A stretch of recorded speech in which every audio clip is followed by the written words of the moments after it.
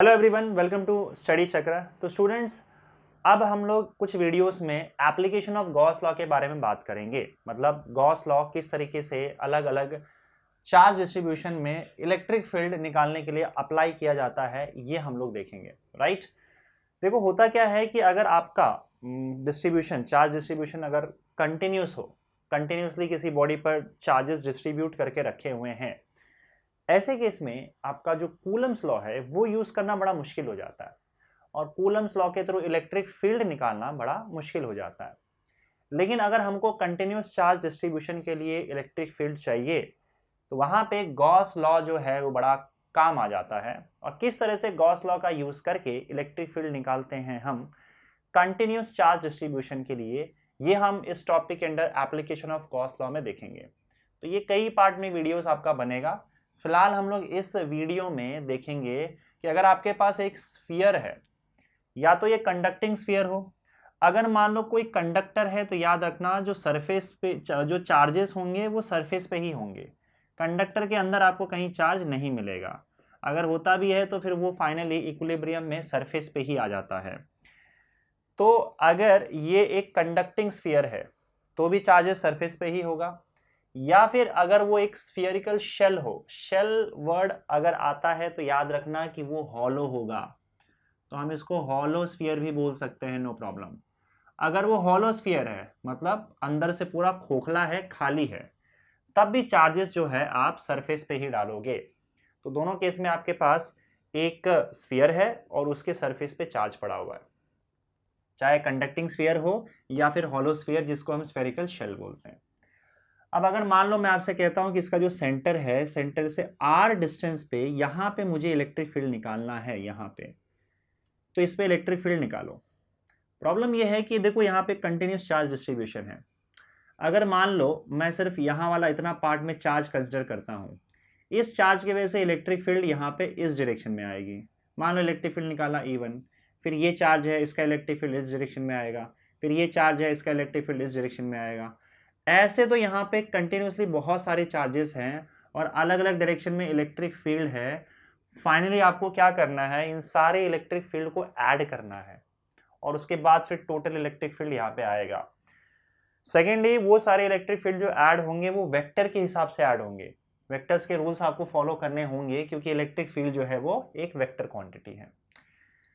तो एक point charge अगर यहाँ पे रखा हुआ है, मान लो क्यू चार्ज, आर डिस्टेंस पे यहाँ पे इलेक्ट्रिक फील्ड क्या होता है, ये ऑलरेडी हम जो है वो हम इसका फॉर्मूला निकाल चुके हैं, 1/4πε0 क्यू अपॉन आर स्क्वायर। ये इलेक्ट्रिक फील्ड का फॉर्मूला है एक पॉइंट चार्ज के लिए आर डिस्टेंस पे। इस चार्ज की वजह से इलेक्ट्रिक फील्ड इतना आएगा। ऐसे आपको बहुत सारे चार्ज की वजह से यहाँ पे निकालने होंगे, अलग अलग डायरेक्शन में आएगा और सबको वेक्टर के हिसाब से ऐड करना है। तो ये काम तो भाई नेक्स्ट टू इम्पॉसिबल लग रहा है इस तरीके से। तो ये कूलम का फॉर्मूला यहाँ पे काम नहीं आएगा इलेक्ट्रिक फील्ड निकालने के लिए। तो अब इस स्फीयर के ऊपर चार्जेस जो रखा हुआ है उसके वजह से यहाँ पे इलेक्ट्रिक फील्ड आएगा कितना, ये हमको कैलकुलेट करना है। तो हम क्या करेंगे बताओ, हम एक काम करते हैं, हम गॉस लॉ का सहारा लेते हैं। कैसे लोगे, देखो एक काम करो, इस पॉइंट पे इलेक्ट्रिक फील्ड निकालना है ना, तो ध्यान रखना कि गॉस लॉ में हमारे पास जो चार्जेस हैं वो चार्जेस एनक्लोज्ड सरफेस में होना चाहिए, क्लोज सरफेस में होना चाहिए। गॉस लॉ आप तभी अप्लाई कर पाओगे जब आपका सरफेस क्लोज्ड सरफेस हो। ठीक है, तो इसमें देखो तरीका क्या है, जैसे आपके पास एक चार्ज डिस्ट्रीब्यूशन है तो आपको क्या करना है, एक क्लोज्ड सरफेस इमेजिन करना है और वो क्लोज सरफेस का जो शेप है वो आपके चार्ज डिस्ट्रीब्यूशन के अकॉर्डिंग होना चाहिए, ताकि हम आसानी से फिर इलेक्ट्रिक फील्ड यहाँ पे गॉस लॉ अप्लाई करके ढूंढ सकें। अब देखो पहली चीज तो ये, अब यहाँ पे क्लियर है कि आपका जो चार्ज डिस्ट्रीब्यूशन है वो एक स्फीयर के ऊपर है, स्फीयरिकल चार्ज डिस्ट्रीब्यूशन है। तो आप एक काम करो, यहाँ पे देख रहे हो आर रेडियस का, स्मॉल आर रेडियस का एक स्फीयर इसके अराउंड इमेजिन कर लो। एक स्फीयर इमेजिन करना है, इस स्फीयर का रेडियस तो ये स्मॉल आर हो जाएगा और वो जो आपका सरफेस है जो आपने इमेजिन किया है वो उस पॉइंट से पास होना चाहिए जिस पॉइंट पे आप इलेक्ट्रिक फील्ड निकालना चाहते हो। तो आप इस पॉइंट पे इलेक्ट्रिक फील्ड निकालना चाहते हो तो स्फीयर इसी पॉइंट से पास हो रहा है। ठीक है, यहाँ पे हमने इसको सिमेट्रिकल रखा है और ये स्फीयर और ये अंदर वाला जो एक्चुअल स्फीयर है उसका सेंटर सेम है। ये इमेजिनरी स्फीयर जो होता है इसको बोला जाता है गॉसियन सरफेस, गॉसियन सरफेस। और यहाँ पे ये गॉसियन सरफेस को हम गॉसियन स्फीयर भी बोलते हैं क्योंकि ये स्फेरिकल शेप का हमने इमेजिन किया है।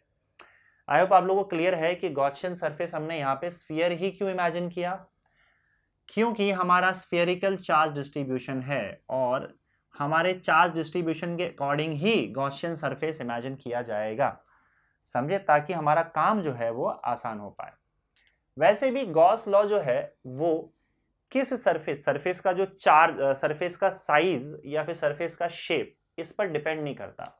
आप अपने कन्वीनियंस के हिसाब से कोई भी सरफेस इमेजिन कर सकते हो, बस एक ही शर्त है, एक ही कंडीशन है कि आपका सरफेस गॉस लॉ को अप्लाई करने के लिए क्लोज्ड सरफेस होना चाहिए। तो चलो हमने क्लोज सरफेस यहाँ पे इमेजिन कर लिया और हम ये अज्यूम कर रहे हैं, मान रहे हैं कि इस पे जो भी टोटल चार्ज है वो टोटल चार्ज हमारा क्यू है, कैपिटल क्यू है। चलिए अब अगला तरीका ये है, अगला मेथड ये है या अगला स्टेप ये है कि जो भी आपने गॉसियन सरफेस इमेजिन किया है उस गॉसियन सरफेस के थ्रू आपको फ्लक्स निकालना है। फ्लक्स दो तरीके से, एक तो जो उसका डेफिनेशन है ES cos थीटा उससे निकालना है और दूसरा आपको गॉस लॉ अप्लाई करके निकालना है। अब ध्यान रखना कि आपको फ्लक्स जो सरफेस आपने इमेजिन किया है उसके थ्रू फ्लक्स निकालना है, थोड़ा समझो इस चीज को। तो पहले हम क्या करेंगे बताओ, पहले हम इसके थ्रू फ्लक्स निकालेंगे डेफिनेशन से, बाय डेफिनेशन। बाय डेफिनेशन आपको पता है कि फ्लक्स का फॉर्मूला क्या होगा, इट्स अ कर्व्ड सरफेस, तो हम direct ES cos theta use नहीं कर सकते हैं, कर्व्ड सरफेस है, we have to go for integration EDS cos theta. ठीक है, चलिए अब यहाँ पे मैं एक सर्कल यहाँ पे लिख दे रहा हूँ, उसका रीजन ये है कि हम क्लोज्ड सरफेस के अलॉन्ग इंटीग्रेशन परफॉर्म कर रहे हैं। जब भी आप क्लोज्ड सरफेस के अलॉन्ग इंटीग्रेशन परफॉर्म करो तो यहाँ पे गोला डाल दो, इसका मतलब है क्लोज्ड, और यहाँ पे S लिख दो, मतलब सरफेस। तो ये सरफेस के अलॉन्ग इंटीग्रेशन है और भी क्लोज सरफेस के अलॉन्ग। चलिए अब इस सरफेस के अलॉन्ग इंटीग्रेशन कैसे करोगे ना, सी हम लोग को पता है कि जो चार्जेस है, इस चार्जेस के वजह से इलेक्ट्रिक लाइंस ऑफ फोर्स या फिर इलेक्ट्रिक फील्ड रेडियली आउटवर्ड आएगा। मतलब आपका अगर तुम इलेक्ट्रिक फील्ड का डायरेक्शन देखो तो ये कुछ इस तरीके से हर पॉइंट पे आएगा, बाहर आएगा। तो ये इलेक्ट्रिक फील्ड का डायरेक्शन हो गया, हर पॉइंट से रेडियली बाहर की ओर आएगा, समझे। आपको करना क्या इंटीग्रेशन में, अलग अलग पार्ट में कहीं भी एक पॉइंट पे आप जाओ और एक छोटा सा एरिया एलिमेंट ले लो, बहुत ही छोटा सा एरिया, उस एरिया का जो मैग्नीट्यूड है वो ds हो जाएगा। और एरिया का डायरेक्शन आपको पता है क्या होता है, एरिया का डायरेक्शन सरफेस के परपेंडिकुलर होता है या एरिया के परपेंडिकुलर होता है। तो आपका ये एरिया वेक्टर का डायरेक्शन इस पॉइंट पे ds एरिया के लिए बाहर आएगा और क्लोज सरफेस का एरिया वेक्टर का डायरेक्शन हमेशा सरफेस के आउटवर्ड आएगा, ये भी मैंने आपको बताया था। तो एरिया वेक्टर अब यहाँ पे आ गया और इलेक्ट्रिक फील्ड देखो वो भी उसी डायरेक्शन में है, आप क्लियरली देख सकते हो। इसका मतलब एरिया वेक्टर और इलेक्ट्रिक फील्ड के बीच का एंगल जो है वो 0 डिग्री हो रहा है, बात आई समझ में। अच्छा ये हर पॉइंट पे होगा, मान लो यहाँ पे निकालोगे तब भी वही हाल है, ds vector area vector surface के परपेंडिकुलर बाहर जाएगा और इलेक्ट्रिक फील्ड भी उसी डायरेक्शन में जा रहा है। तो यहाँ पे भी आगे थीटा का वैल्यू क्या हो जाएगा, 0 डिग्री। यहाँ पे भी वही हाल होगा, इलेक्ट्रिक फील्ड ऊपर जा रहा है, ds वेक्टर भी उसी डायरेक्शन में जाएगा, थीटा का वैल्यू 0 डिग्री। इसका मतलब इस पूरे सरफेस पे इलेक्ट्रिक फील्ड और एरिया वेक्टर के बीच में एंगल क्या हो रहा है, 0 हो रहा है। So theta is equal to 0। अगर थीटा 0 डिग्री है तो कॉस थीटा आपका 1 हो जाएगा, क्योंकि कॉस 0 1 होता है। चलो ये हट गया इंटीग्रेशन से। दूसरी बात, तो इसको आप लिख सकते हैं close integration E into ds, cos theta 1 हो गया। ओके, दूसरी बात ये है कि इसको हटा दो, यहाँ पे समझ गया ना, थीटा का वैल्यू 0 डिग्री, कॉस थीटा 1, इसका मतलब आपका flux is equal to close integration E into ds आ गया। ओके, अच्छा अब इलेक्ट्रिक फील्ड की बात करते हैं। देखो आप यहाँ पे देखोगे तो ये जो गॉसियन सरफेस है, हमको इस पॉइंट पे इलेक्ट्रिक फील्ड निकालना है, मैंने पहले बताया था। लेकिन अब देखो ये हर पॉइंट जो है वो सिमिलर ही होगा, क्योंकि इस गॉसियन सरफेस के हर पॉइंट पे इलेक्ट्रिक फील्ड का वैल्यू सेम होगा, क्योंकि स्फीयर से वो सेम डिस्टेंस पे है। तो इस पूरे सरफेस पे जहां पे आप फ्लक्स निकाल रहे हो जिसका, उस पे इलेक्ट्रिक फील्ड का वैल्यू कांस्टेंट है, हर जगह पे सेम है।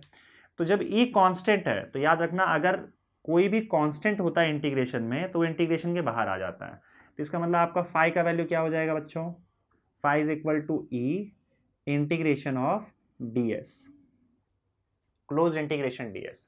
अब इंटीग्रेशन का मतलब आपको बताया था, इंटीग्रेशन का मतलब होता है ds का इंटीग्रेशन कर रहे हो ना, इंटीग्रेशन का मतलब होता है एडिशन, कि आप छोटे छोटे छोटे छोटे ds बना रहे हो पूरे सरफेस पे और आप सबको ऐड कर दे रहे हो।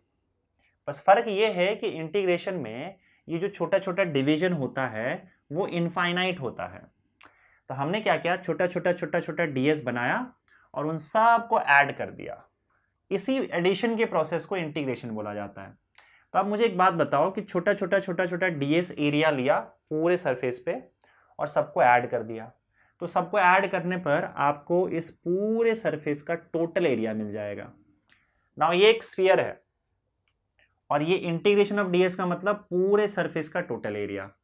पूरे सरफेस का टोटल एरिया क्या होता है बताओ, स्फीयर है ना, ये स्फीयर का टोटल एरिया होता है 4πr²। इसका मतलब हमारे पास फ्लक्स का फॉर्मूला आ गया इंटीग्रेशन से सॉल्व करके E इंटू 4πr²। अब अगला स्टेप मैंने क्या बोला था बताओ, कि आपको क्या करना है, याद रखना कि ये जो इलेक्ट्रिक फील्ड है ये हर पॉइंट पे इसका सेम वैल्यू है। इनफैक्ट यहाँ पे भी वही वैल्यू होगा उसका जहाँ पे हमको निकालना है, क्योंकि वो पॉइंट आपके गॉसियन सरफेस के ऊपर ही आता है। आगे बढ़ते हैं।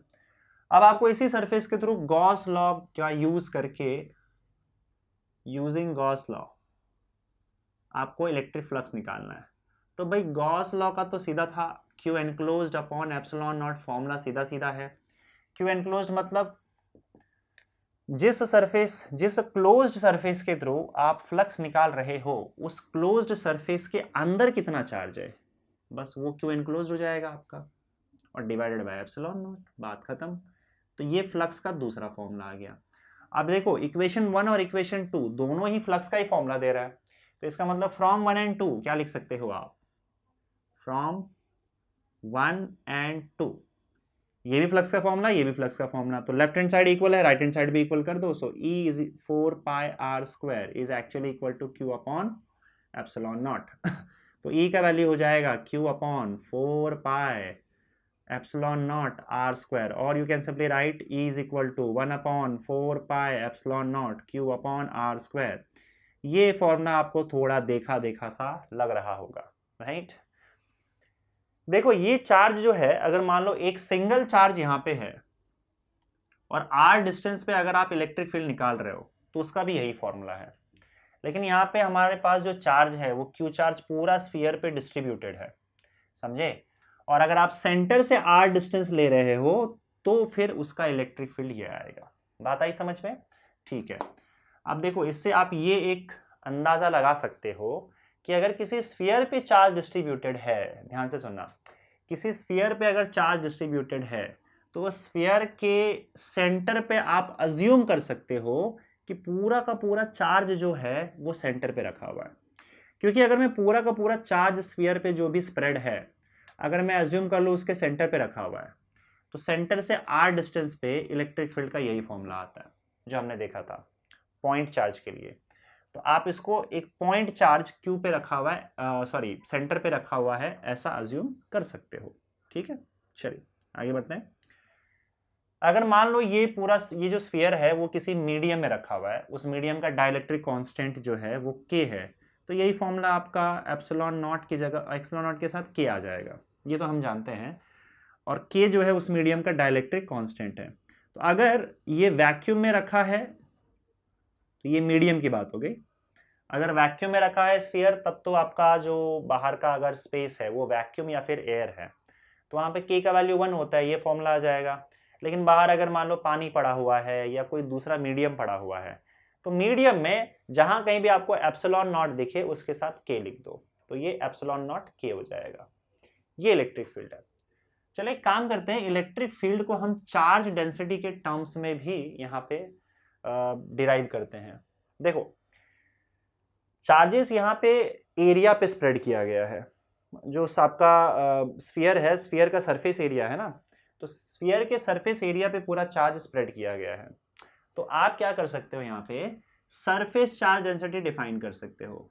सरफेस चार्ज डेंसिटी ये ऑलरेडी हमने डिफाइन कर रखा है, इसको हम सिग्मा से रिप्रेजेंट करते हैं, and sigma is simply charge upon area, charge upon area. तो यहाँ पे चार्ज टोटल क्यू है, और ये जिस एरिया पे स्प्रेड किया गया है आपको वो एरिया देखना है। किस एरिया पे स्प्रेड किया गया है? अंदर वाले स्फीयर के एरिया पे रखा गया। तो अंदर वाले स्फीयर का एरिया क्या होगा? 4, स्फीयर का एरिया होता है 4πr²। ओके, तो यहाँ पे आपको Q का वैल्यू मिल जाएगा, Q is equal to sigma 4πr²। इसको इक्वेशन 1, इसको इक्वेशन 1 2 लिखा हुआ है ऑलरेडी, इसको इक्वेशन 3 लिख दो। ठीक है, और इस Q का वैल्यू सिग्मा 4πr², ये इक्वेशन 3 में सब्स्टिट्यूट कर दो। So put in equation 3, right? आपको दिख रहा है ना वैसे? ओके, ठीक है। तो आपका E का वैल्यू क्या हो जाएगा बताओ? E will be equal to 1/4πε0, 1/4πε0। Okay, Q upon r², Q upon r², Q का वैल्यू यहां से लेना है sigma 4πr² upon r²। Okay, तो यहाँ पे आपका 4π कैंसिल आउट हो जाएगा, और E का जो फॉर्मूला आ जाएगा सिग्मा r² अपॉन ε0 r²। ये आपका सिग्मा के टर्म्स में आ गया। ठीक है, जो सरफेस चार्ज डेंसिटी है उसके टर्म्स में आ गया। और अगर बाहर मीडियम पड़ा होगा तो ε0 की जगह ε0 k आ जाएगा। ये तो आप समझदार हो, इतना समझ सकते हो, k लिख सकते हो यहाँ पे। तो मैं वैक्यूम का करके बता रहा हूँ। अगर मान लो बाहर मीडियम आपका कोई डाइलेक्ट्रिक मीडियम पड़ा हुआ है तो उसका डाइलेक्ट्रिक कांस्टेंट k है, तो आप k आ जाएगा यहाँ पे। चलिए, तो ये तो हो गई भाई electric field outside this sphere. इसका दोनों का फॉर्मूला ध्यान में रखना, नोट कर लेना। अब अगर मान लो हमको चाहिए सरफेस पे, अगर यही इलेक्ट्रिक फील्ड हमको सरफेस पे कैलकुलेट करना है स्फीयर के, अभी तो फिलहाल जो स्फीयर पे चार्जेस था उसके बाहर जाके हम इलेक्ट्रिक फील्ड कैलकुलेट कर रहे हैं, और ये इलेक्ट्रिक फील्ड का फॉर्मूला आपको क्लियरली दिखाई दे रहा है यहाँ पे। तो दो फॉर्मूला है, वो दो फॉर्मूला मैं फिर से लिख देता हूँ, एक सेकेंड। एक चार्ज डेंसिटी के टर्म्स में और दूसरा जो है वो चार्ज के टर्म्स में। तो इलेक्ट्रिक फील्ड का फॉर्मूला क्या था हमारे पास? This is outside this sphere, तो मैं आउट लिख देता हूँ। आउटसाइड दिस स्फीयर क्या फॉर्मूला आया था? 1/4πε0 Q अपॉन r²। ठीक है, दूसरा फॉर्मूला आपका आया था, और ये अगर मीडियम है अगर कोई बाहर तो इधर k आ जाएगा। ये आप थोड़ा समझ लो, मैं सिर्फ वहां पे k किसी में लिख नहीं रहा हूं, लेकिन अगर कोई मीडियम है तो यहाँ पे ε0 के साथ k आ जाएगा। नाउ E आउट का एक और फॉर्मूला आपको यहाँ पे दिखा सिग्मा के टर्म्स में, that was sigma r² upon ε0 r²। ये था ना। चलिए, अगर मान लो सरफेस पे मुझे कैलकुलेट करना है, सरफेस पे, ये सरफेस पे मतलब जो चार्ज है, जो सरफेस पे चार्ज रखा हुआ है, उसी सरफेस पे अगर आप धीरे धीरे, अभी फिलहाल बाहर हो सरफेस के, धीरे धीरे आप सरफेस पे ही चले जाओ, तो सरफेस पे क्या होगा ये हमको देखना है। तो अगर हम सरफेस पे चले जाते हैं, at the surface of sphere, at the surface of charged sphere, तो यहां पे इलेक्ट्रिक फील्ड का क्या वैल्यू होगा? अब मुझे एक बात बताओ कि अगर आप यहां से इसके सरफेस पे चले जाते हो तो आपका जो स्मॉल r दिख रहा है, ये स्मॉल r का वैल्यू है वो कैपिटल R के वैल्यू के बराबर हो जाएगा, है ना। यहाँ पे, यहाँ से अगर यहाँ पे आ जाओगे तो ये जो स्मॉल r है वो स्मॉल r ही कैपिटल R हो जाएगा। तो सरफेस पे आपका स्मॉल r का वैल्यू कैपिटल R हो जाएगा। यही वैल्यू दोनों में सब्स्टिट्यूट कर दो तो आपको ई सरफेस का फॉर्मूला मिल जाएगा। तो small r is equal to capital R यहां डालोगे तो 1/4πε0 Q अपॉन r² आ जाएगा। और अगर आप सपोज करो E surface small r is equal to capital R यहां डालते हो तो सिग्मा r² अपॉन ε0 r² की जगह पे, r² की जगह पे कैपिटल R² आ जाएगा, और भाई r² हो जाएगा कैंसिल, और आपका बचेगा सिर्फ सिग्मा अपॉन ε0। तो ये सिग्मा के टर्म्स में, ये हो गया सरफेस पे। अगर आप सरफेस पे हो तो आपका ये दो फॉर्मूला आ गया इलेक्ट्रिक फील्ड का। अब हम सरफेस के अंदर भी तो घुस सकते हैं। सरफेस के अंदर क्या होगा बताओ? मान लो इस पॉइंट पे मुझे इलेक्ट्रिक फील्ड कैलकुलेट करना है। So talk about inside surface, inside surface. अब सरफेस के अंदर घुसते हैं और इलेक्ट्रिक फील्ड कैलकुलेट करने की कोशिश करते हैं। ठीक है, मान लो इसके अंदर चले गए, तो मैंने तरीका क्या बताया था बताओ। सबसे पहला चीज, आपको एक गॉसियन सरफेस इमेजिन करना पड़ेगा, उस सरफेस के थ्रू जिस सरफेस पे आपको सॉरी उस पॉइंट के थ्रू जिस पॉइंट पे आपको इलेक्ट्रिक फील्ड निकालना है, वो गॉसियन सरफेस ऐसा होना चाहिए कि आपका जो चार्ज डिस्ट्रीब्यूशन है उस चार्ज डिस्ट्रीब्यूशन के अकॉर्डिंग आपको गॉसियन सरफेस इमेजिन करना है। दूसरी चीज हो गई। और उसके बाद आपको करना क्या है कि पहले तो सरफेस के थ्रू इंटीग्रेशन का यूज करके आप फ्लक्स कैलकुलेट करो, और फिर गॉस लॉ का यूज करके फ्लक्स कैलकुलेट कर लो, काम हो जाएगा दोनों को इक्वेट करके। मान लो इस पॉइंट पे मुझे इलेक्ट्रिक फील्ड निकालना है जो कि यहाँ से आर डैश डिस्टेंस पे है, अंदर है इसलिए मैं आर डैश लिख रहा हूँ, आर डैश डिस्टेंस पे है। तो आपका सरफेस चार्ज डेंसिटी यहाँ पे जो आपका चार्ज डिस्ट्रीब्यूशन है वो स्फेरिकल है। तो अब तुम यहां से एक स्फीयर इमेजिन करो, और इस सरफेस के थ्रू आपको अब क्या करना है, फ्लक्स कैलकुलेट करना है। ठीक है, तो देखो इस सरफेस के थ्रू अगर आप फ्लक्स कैलकुलेट करोगे तो पहले आप क्या करोगे बताओ, इंटीग्रेशन का यूज कर लो। तो इंटीग्रेशन क्या हो जाएगा आपका, flux is equal to E D S cos theta, right. अब कर लेते, कैलकुलेट कर लेते। फाई इज इक्वल टू, मान लेते हैं कि आपका जो इलेक्ट्रिक फील्ड है, क्योंकि डिस्ट्रीब्यूशन आपका यहाँ पे सिमेट्रिकल है, तो यहाँ पे भी इलेक्ट्रिक फील्ड वैसा ही जाएगा जैसा बाहर स्फीयर के थ्रू जा रहा था। तो मतलब आप अज्यूम कर लो कि इलेक्ट्रिक फील्ड ऐसे बाहर जा रहा है, और जैसे बाहर ऐसे निकल रहा है वैसे इस अंदर के सरफेस के थ्रू भी इलेक्ट्रिक फील्ड वैसे ही जा रहा है। और इलेक्ट्रिक फील्ड और एरिया वेक्टर अब अंदर कैलकुलेट होगा, याद रखना हम इस सरफेस के थ्रू अब फ्लक्स कैलकुलेट कर रहे हैं। तो यहाँ पे भी इलेक्ट्रिक फील्ड और एरिया वेक्टर के बीच में एंगल बन रहा है वो 0 बन रहा है। ठीक है, तो आपका ऐसे केस में थीटा का वैल्यू 0 डिग्री हो जाएगा, कॉस थीटा हो जाएगा 1, जैसे पहले हो रहा था। आपका हर पॉइंट पे इलेक्ट्रिक फील्ड भी रेडियली बाहर आ रहा है और डीएस वेक्टर भी बाहर आ रहा है, तो दोनों के बीच का एंगल हर जगह पे 0 हो जाएगा, कॉस थीटा हो जाएगा 1। एंड अगेन इलेक्ट्रिक फील्ड मान लेते हैं हर पॉइंट पे जो है वो सेम है, क्योंकि ये सारा का सारा पॉइंट जो है इन चार्जेस से इक्वल डिस्टेंस पे है।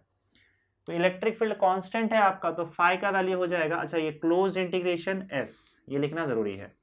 मतलब ये आज से आपको पता चलता है कि आपका क्लोज्ड सरफेस के अलॉन्ग इंटीग्रेशन चल रहा है।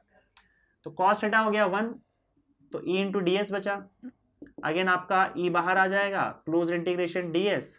अगेन यहाँ पे क्लोज इंटीग्रेशन डी एस का मतलब है इस अंदर का पूरा जो सरफेस है उसका टोटल सरफेस एरिया, और स्फीयर ही है तो स्फीयर का टोटल सरफेस एरिया होता है 4 पाई आर स्क्वायर। इस बार आर डैश का स्क्वायर आ जाएगा, क्योंकि अंदर का हमने जो गॉसियन सरफेस है उसका रेडियस हमने आर डैश ले रखा है, देख रहे हैं इसका। तो ये आपका फ्लक्स कैलकुलेट हो गया।